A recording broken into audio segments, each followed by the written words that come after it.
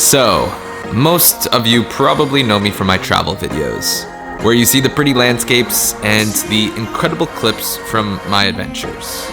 But I never really shared how this happened. How did I get started? How could I afford traveling as a 21-year-old fresh out of college? Do I have rich parents?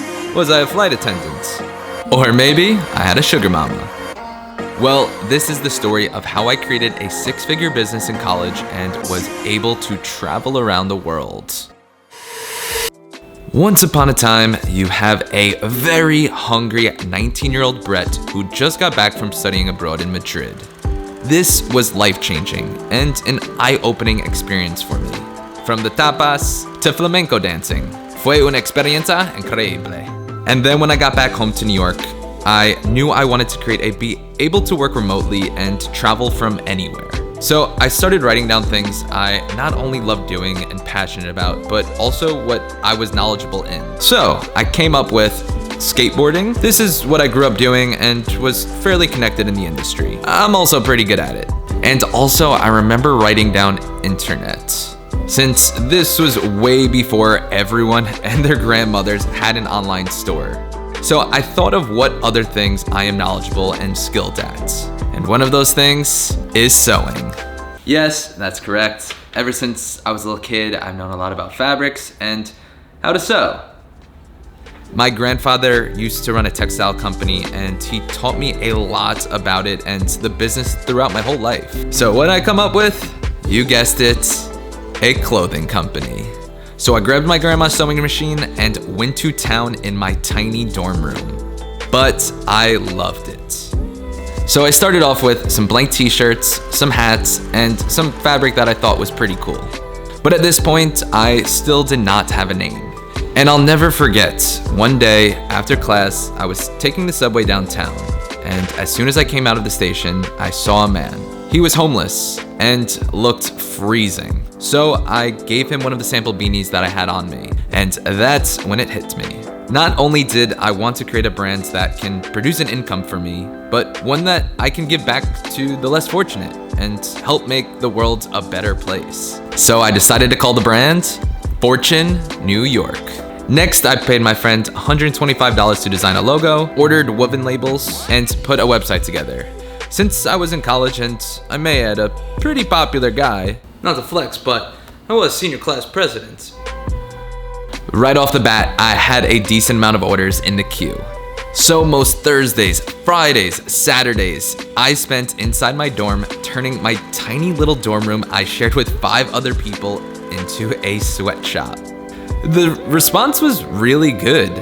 People liked the designs and especially the message behind the brand. And with the help of my best friend Living Bobby and fellow YouTuber, we came up with a campaign where we sold $20 beanies, and for each one sold, we would use that $20 to help put individuals who were out on the freezing streets in hostels. And within 48 hours, we had sold all 100 beanies. And even though I didn't make a penny from that, this was the moment where I realized that there was so much potential. Okay, let's fast forward a bit. I graduate college, turned down a job in finance, am living in a shoebox-sized apartment in a 6-story walk-up with 7 roommates in Chinatown. I have no money, but I have big dreams. So I get a job as a delivery boy at a restaurant in downtown.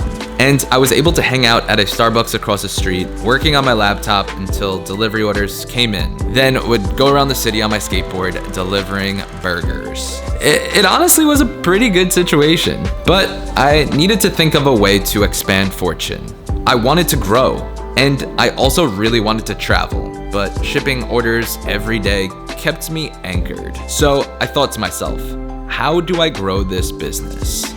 I couldn't afford getting my own store, so I thought, how could I get Fortune into more retailers? So this is when Operation Zumiez came into place. Zumiez is the largest skate shop clothing chain in the world.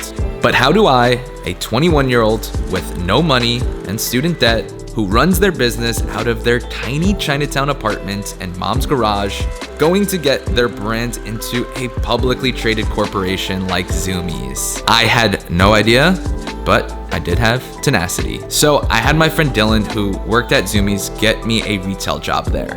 I mingled and mangled and was lucky enough that one of the managers, Phil, had kinda sorta knew about Fortune. 2 weeks go by and Phil approaches me saying, "The Zumiez buyer is looking to bring on a local brand from New York. Want me to suggest Fortune?" My evil plan was working. I played it cool and gave him my email. The next day, I received an email from the Zumiez headquarters. They were interested in trying out Fortune in 5 stores. But they were skeptical about me being an employee since I was just making minimum wage and probably couldn't afford to fulfill a purchase order of their size. Once I heard that, I told him how I just quit Zumiez since I am that determined to make this happen. He gives me the purchase order and I fire up Grandma's sewing machine. A few weeks go by and to my luck, everything sold super quick. And this process continues to repeat until where we are right now. But something else that I should include into the story is that a couple years ago, I did bring on a business partner. But as of the beginning of this year, I officially am back to a sole proprietor and have full equity of Fortune. I will go into more depth about that and why that didn't work out in next week's video. And here we are now, and I have complete control of Fortune. And I cannot be any more excited. That must be Sam. Mr. Sam! What's up, dude? So you guys may remember Sam from previous videos. Sam, have you ever modeled before? First time. For the best brand, you know? Yeah, I asked Sam if he could like help me film, but I really need you for your good looks, dude. One of the best things about this new office space is the location. Within a 1-block radius, you have all of these very photogenic spots. So, let's get busy. I've been running wild. Now you've done it again, done it again. I wrote it all down. When you're sitting man, you're sitting man. Taking all this time, so let it go. Now it's your turn for the money. Yeah, it's your turn for the money.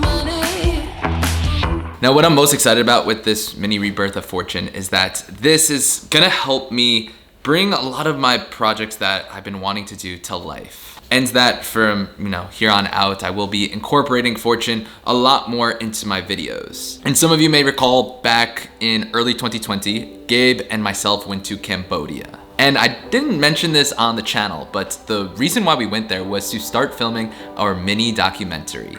Since Cambodia only about 40 years ago experienced a genocide that killed millions of people, and somehow it's not really talked about. Also, my stepmom is from Cambodia and lost a lot of her family due to this. So, I wanted to do something. With sales from the upcoming year, partial proceeds are gonna be going back to building a school in rural Cambodia. This is a project that really means a lot to me and I've been dedicating a lot of my time to. And what's really exciting about it is that we are now more than halfway to our goal. So I am hoping by the end of 2021 that we'll be able to fund this new school. So if you guys do want to help support this project, it really would mean a lot to me. Zumiez, I know, just got in some hoodies, so I'll leave a link to their website down below. You can check out which stores of theirs have it, or you can go to the Fortune website, which will also be linked down below.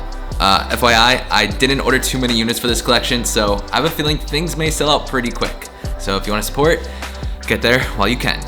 So until next week, let's get out and get busy in the next one.